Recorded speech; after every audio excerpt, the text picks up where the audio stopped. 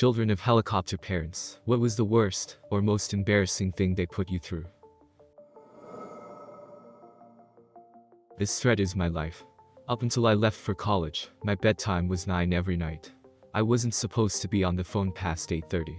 I wasn't allowed to go outside by myself, couldn't have friends over after 7, and couldn't go to a boy's house until the summer after high school. I had to show my parents my grades every semester to show I was successful. I rode the bus until my senior year, because he wouldn't take me to get my license until I was 17. He pretty much told me I had to attend a certain college, because it was X amount of time away from home. While I was in college, he made me show him my grades, check in once a week with 3 different family members, and made me move home every summer. Now that I'm applying for master's programs and trying to move away, every conversation ends with an argument about me moving away and trying to start my own life.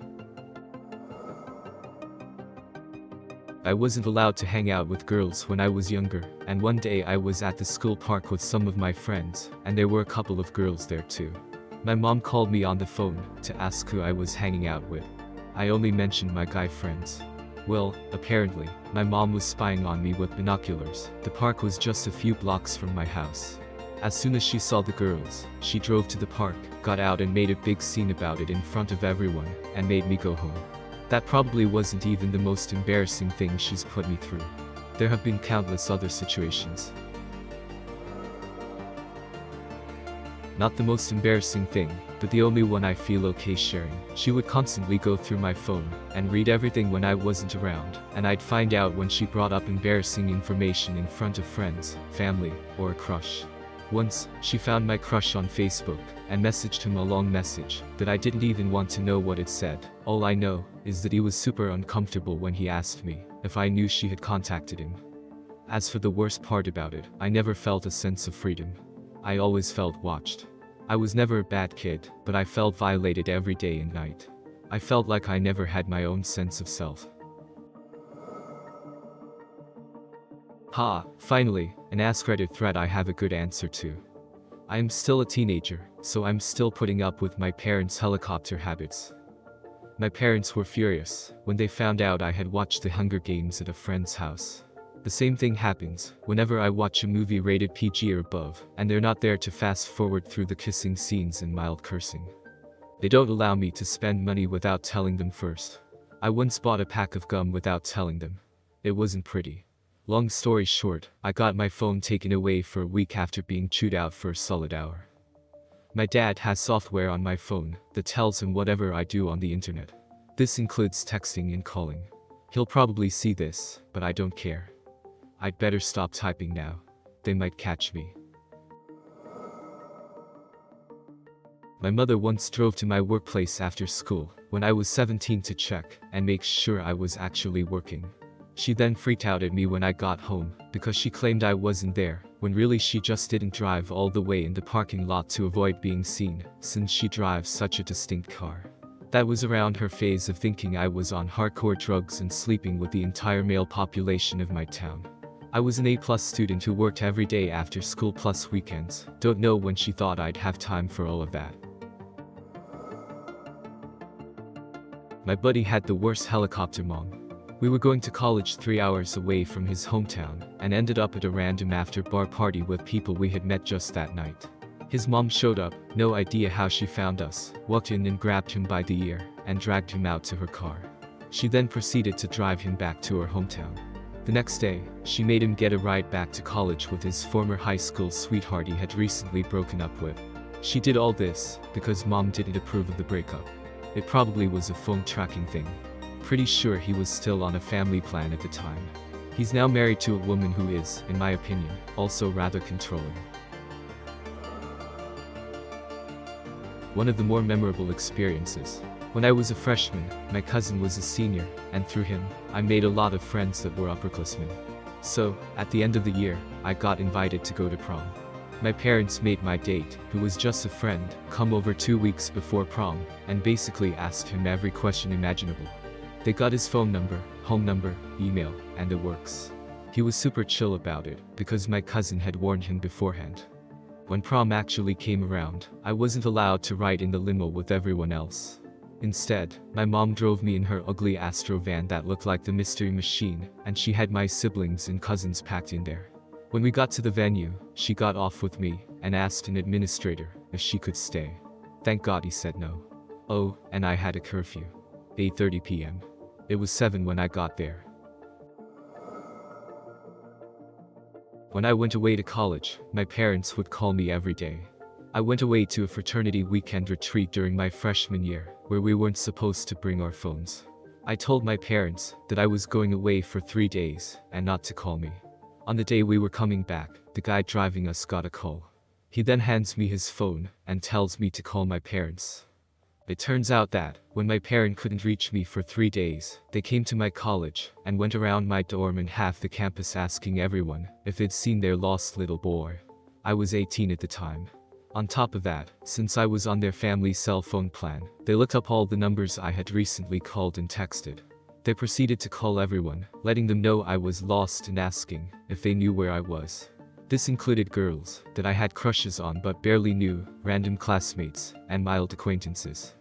When I got back to my worried parents waiting for me at my dorm, I found my cell phone with a bunch of messages from people asking if I was okay and letting me know my parents are looking for me. For the next day, every 1 in 5 people I walked past would ask me if I talked to my parents because they were looking for me. Depriving me of internet. In grade 9, I was only allowed to use my laptop in the kitchen to do my homework. My parents blocked Facebook, but I found websites that helped me use Facebook chat. In grade 10, I was allowed to take my laptop to my room, but my dad turned my internet on and off every other hour from 8 in the morning until midnight, at which point it shut off for the night. It was ridiculous, because I could never sit down long enough to get any work done before the internet was gone, and I had to wait for the next hour. My dad found out about the chat sites I used as a workaround for Facebook and blocked those. I resorted to using Bing Bar's Facebook chat function, which was slow and glitchy.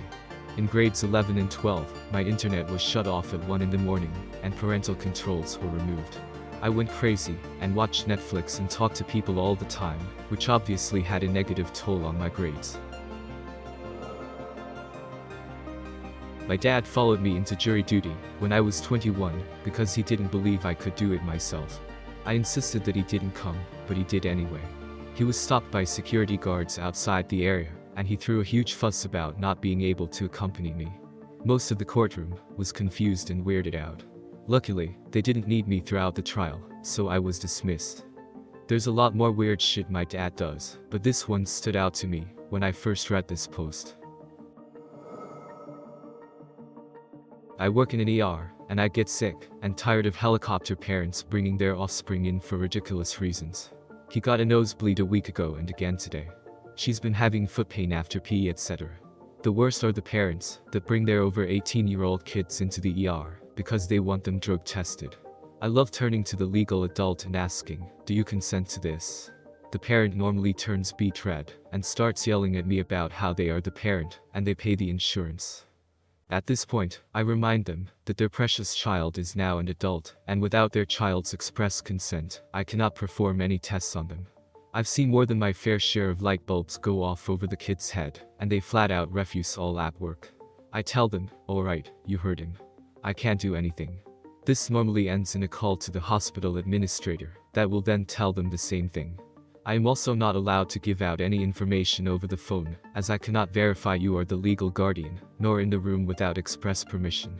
It's fun to watch people's veins throb when they can't get their way. I didn't go to any school dance or sports events. So yeah, no prom, nothing.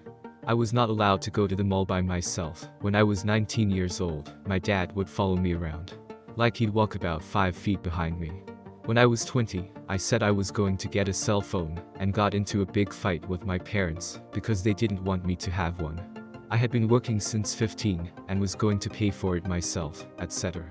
Couldn't lock the door to my bedroom or the bathroom, even in my early 20s. Moving out was the best thing ever. I remember when I was 12 or so, my mom, little sister, 7 at the time, and I went to Costco to do some shopping. My dad showed up dressed as a clown. He used to dress up for birthday parties, followed me and my little sister around, honking his clown horn in our ears, and yelling to all the guys that he was our dad. He still shows up at my work and tells my coworker to tell me that my daddy is here to see me. I'm 31. I think the last time I called him daddy was when I was 7, 8. Nobody calls him daddy. One night I decided to visit my boyfriend at his apartment for some TV time and cuddles. I ended up restarting my phone and forgetting the turning it back on part. While cuddling in front of the television, I fall asleep. At around midnight, my mom calls, and it goes straight to voicemail. Any logical person would just figure the phone died, or just didn't have service, very reasonable where I live. Not my mother.